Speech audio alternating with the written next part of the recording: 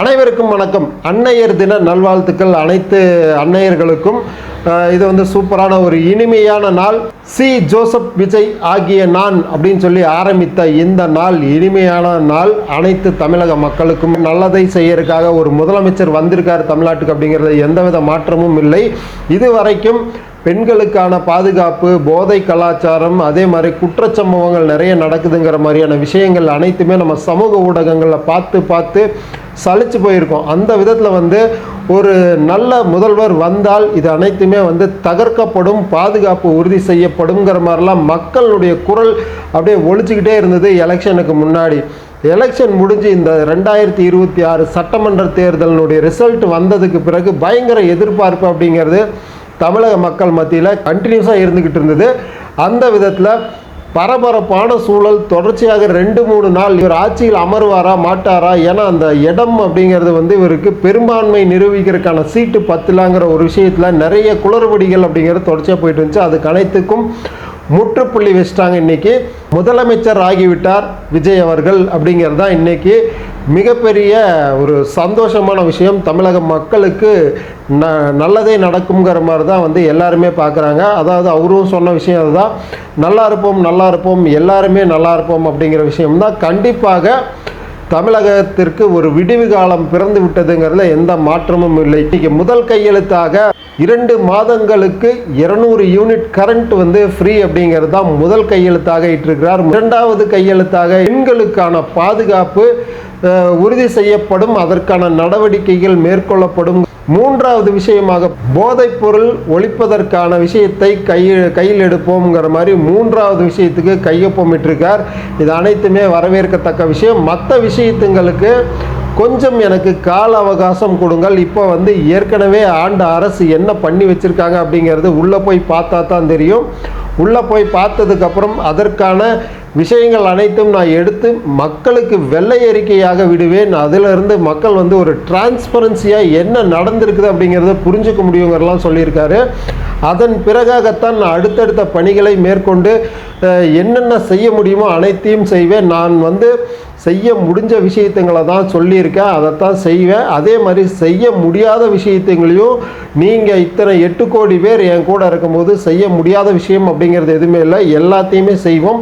கொஞ்சம் கால அவகாசம் கண்டிப்பாக வந்து செய்கிறாங்கிற மாதிரி சொல்லியிருக்காரு.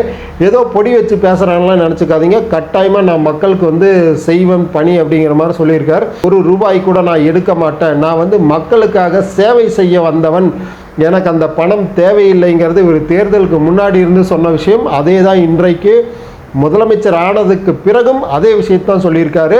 இந்த 5 ஆண்டு காலம் எப்படி வந்து விஜய் அவர்களுடைய ஆட்சி நல்லா சிறப்பாக நடைபெறுது அப்படிங்கிறத நீங்களும் பொறுத்திருந்து பாருங்கள். ஊழலற்ற அரசாங்கத்தை மக்களுக்கு நான் கொடுப்பேன் அப்படிங்கிறாரு. அதுவே வந்து ஒரு மிகப்பெரிய விஷயம் தானே. ஏன்னா ஊழல் லஞ்சம் அப்படிங்கிறது எல்லாமே ஒழிஞ்சாலே நாடு முன்னேற்றம் அடைந்துவிடும். வளர்ச்சி அப்படிங்கிறது வந்து நல்லாவே இருக்கும்.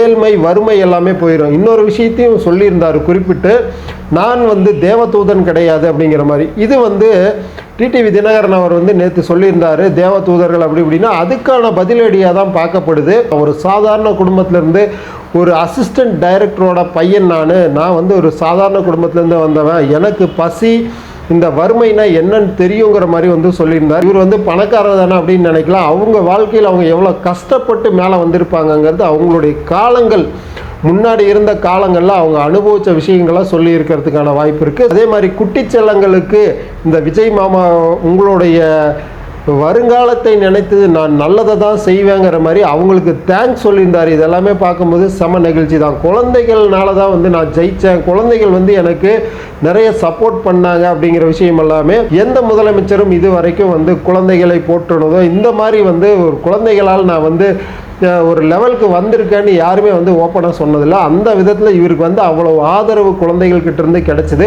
ஒவ்வொரு குழந்தைகளும் தங்களோட பெற்றோர்கள்கிட்ட போய் விஜய் அவர்களுக்கு ஓட்டு போடுங்க அப்படிங்கிற மாதிரிலாம் நிறைய குழந்தைகள் சொன்னது எல்லாமே பார்த்துக்கிட்டு தான் இருந்தோம். தொடர்ச்சியாக அவருக்கான சப்போர்ட் அப்படிங்கிறது நேரில் நிறைய விஷயத்துங்களை பார்த்துருக்கோம். ஒவ்வொரு வீட்டுக்குள்ளேயும் வந்து விஜய் அப்படிங்கிற அந்த குரல் அப்படிங்கிறது ஒழிச்சுது. எனிவே விஜய் அவர்கள் முதலமைச்சர் ஆயிட்டார். செம ஹாப்பியான ஒரு நாள் இன்றைக்கு. தமிழக வெற்றி கழகத்தின் தொண்டர்கள் முதற்கொண்டு அவருக்கு வாக்களித்த மக்கள் அவங்க எல்லாமே வந்து பார்த்திங்கன்னா அவ்வளோ ஹாப்பியாக இருக்காங்க. எல்லா இடங்கள்லையும் இனிப்பு வழங்கி பட்டாசுகள் வெடித்து கொண்டாடக்கூடிய இந்த அன்னையர் தினத்தன்று முதலமைச்சர் பதவியை ஏற்றிருக்கிறார் விஜய் அவர்கள்ங்கிறது உண்மையாலுமே வரவேற்கத்தக்க விஷயம். நம்மளும் அவருக்கு ஒரு வாழ்த்து சொல்கிறோம். வந்து பேச ஆரம்பித்ததுமே எப்படி ஆரம்பித்தார்னா, நான் என்ன பேசுறதுன்னு தெரியல அப்படி ஒரு எளிமையான மனிதர் எப்படி வந்து வந்தாரோ அந்த மாதிரி தான் இருந்தார். கோட் சூட்டு போட்டிருக்கலாம், ட்ரெஸ் கோடெல்லாம் ஒரு விஷயம் கிடையாது. அந்த பேச்சின் இயல்பு தான் வந்து நான் சொல்கிறேன் சாதாரணமாக இருந்தது. ஏற்கனவே அவர் எப்படி பேசிக்கிட்டு இருந்தாரோ அதே மாதிரி தான் பேசினார். சில அரசியல்வாதிகள் வந்து வெற்றிக்கு அப்புறம் வந்து அவங்களுடைய தோரணையும் அதனுடைய இதே வந்து வெளிப்பாடுகளே வந்து வேற மாதிரி இருக்கும்.